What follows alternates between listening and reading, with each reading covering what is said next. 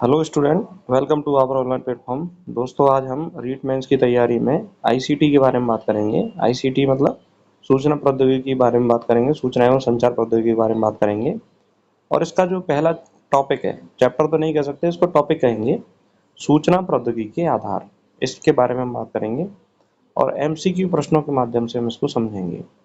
तो जितने भी स्टूडेंट रीट मेंस की तैयारी कर रहे हैं वो इस चैनल को जरूर सब्सक्राइब करें। और इससे पहले देखिए, हमने साइंस की क्लासेस ले रखी हैं हमारे चैनल पे, उनको आप ज़रूर देख सकते हैं, वो आपके लिए फ़ायदेमंद रहेंगी। और शैक्षिक परिदृश्य की क्लास ले रखी हैं, वो आपके लिए फ़ायदेमंद रहेंगी।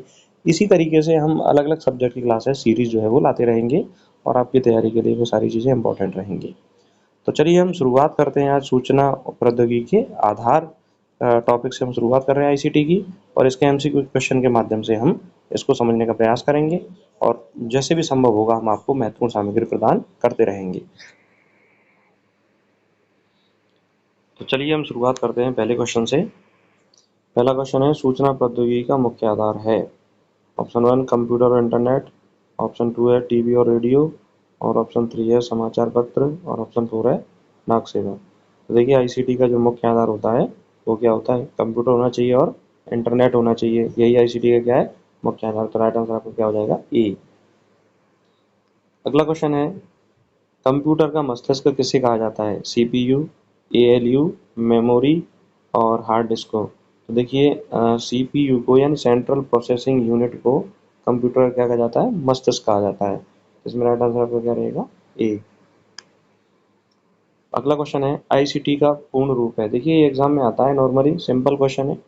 कई बार ऑप्शन को चेंज करके थोड़ा सा कंफ्यूजन हो सकता है, लेकिन इंपॉर्टेंट क्वेश्चन है, एग्जाम में पूछा जाता है और सिंपल भी है। International communication technology, information and communication technology, Indian computer technology और इंटीग्रेटेड कम्युनिकेशन ट्रांसफर।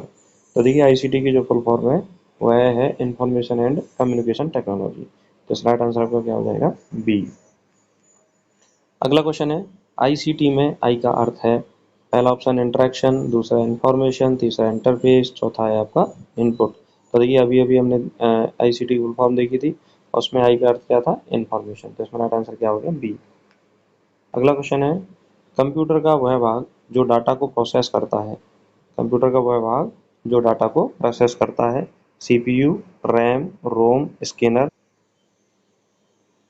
तो देखिए, कंप्यूटर में डाटा को प्रोसेस करने वाला जो भाग है वह है सेंट्रल प्रोसेसिंग यूनिट, सीपीयू। तो इसका राइट आंसर आपका क्या होगा? ए। राइट आंसर क्या रहेगा? ए। अगला क्वेश्चन है, इंटरनेट को पहली बार किस वर्ष भारत में शुरू किया गया था? 1990, 1992, 1995, 2000। मतलब 1990, 92, 95 और 2000। तो देखिए, सबसे पहले इंटरनेट को भारत वर्ष में 1995 में शुरू किया गया था। तो इसका राइट आंसर आपका क्या रहेगा? सी। क्या रहेगा? सी। नेक्स्ट है, डब्ल्यू डब्ल्यू डब्ल्यू डब्ल्यू का पूर्ण रूप है world wide web, world web wide, wide web world और वेब वर्ल्ड वाइड। तो ये भी इंपॉर्टेंट क्वेश्चन है, परीक्षा में खूब पूछा जाता है। तो इसका फुल फॉर्म है वर्ल्ड वाइड वेब। क्या है? World wide web.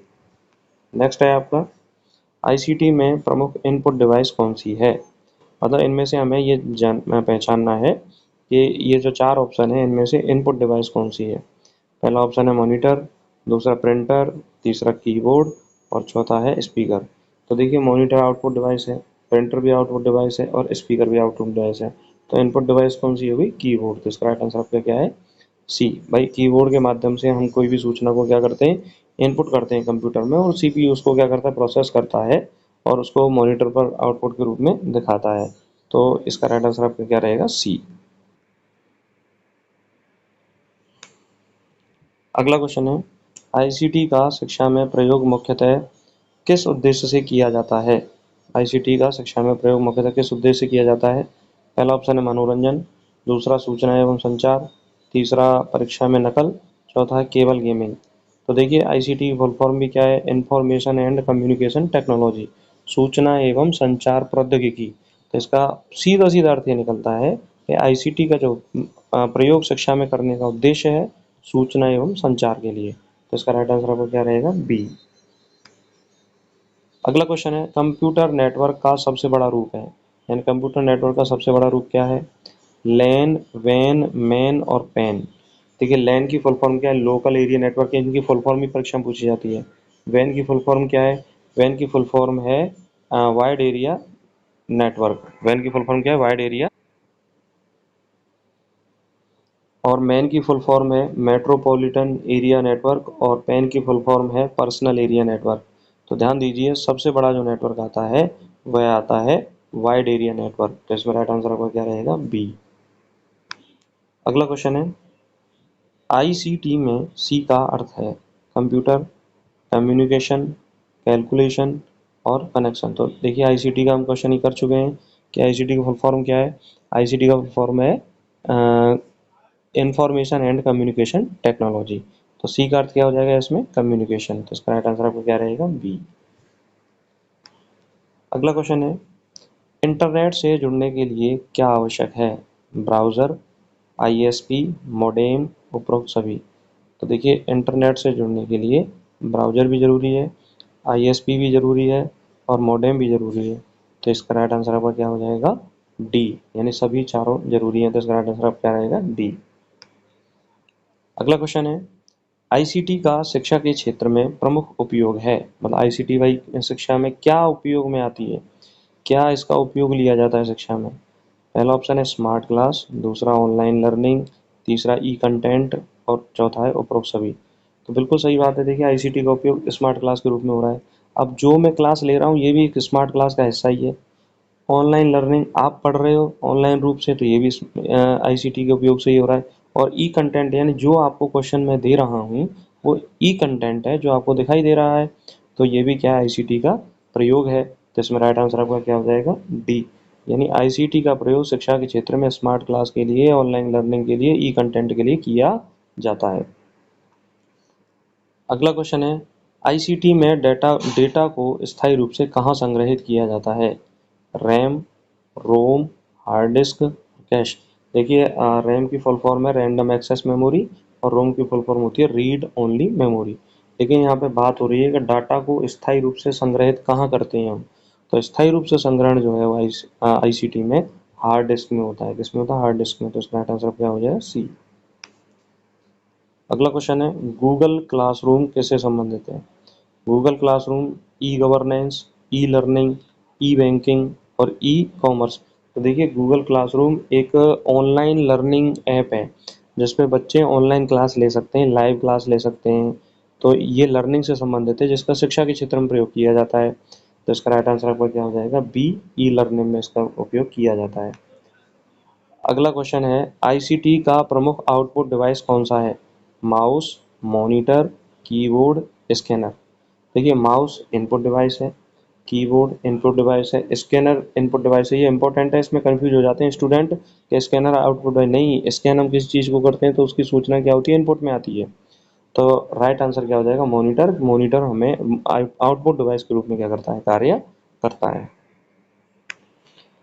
अगला क्वेश्चन है आईसीटी के अंतर्गत ईमेल का उपयोग होता है गणना हेतु, संचार हेतु, गेम खेलने हेतु और मेमोरी बढ़ाने हेतु। तो देखिए आईसीटी के अंतर्गत ईमेल का जो उपयोग है वह है हम संचार हेतु करते हैं। भाई ईमेल से हम क्या देते हैं, मैसेज भेजते हैं, तो ये संचार के हेतु। तो राइट आंसर क्या हो जाएगा, बी। अगला क्वेश्चन है एमओओसी का संबंध है open online course, e governance और ई लाइब्रेरी और ई शॉपिंग। तो देखिए एमओओसी का मतलब है massive open online course, massive open online course. तो इसका संबंध इसकी डेफिनेशन से हमें पता चल रहा है, इसकी फुल फॉर्म से ओपन ऑनलाइन कोर्स से संबंधित है जहाँ पर उच्च शिक्षा से संबंधित विषय सामग्री यहाँ पर उपलब्ध है। नेक्स्ट है आईसीटी के अंतर्गत ई गवर्नेंस का उद्देश्य क्या है। ई गवर्नेंस मतलब कि भाई आपके हाथ में अब जैसे गवर्नमेंट के सारे ऐप हैं और आप कोई भी शिकायत कर सकते हो, कोई भी सुविधा ले सकते हो। कृषि ऐप है, कृषि ऐप के माध्यम से आप सूचना ले सकते हो, हम फॉर्म भी ऑनलाइन भरते हैं, तो इसे ई गवर्नेंस ही कहते हैं।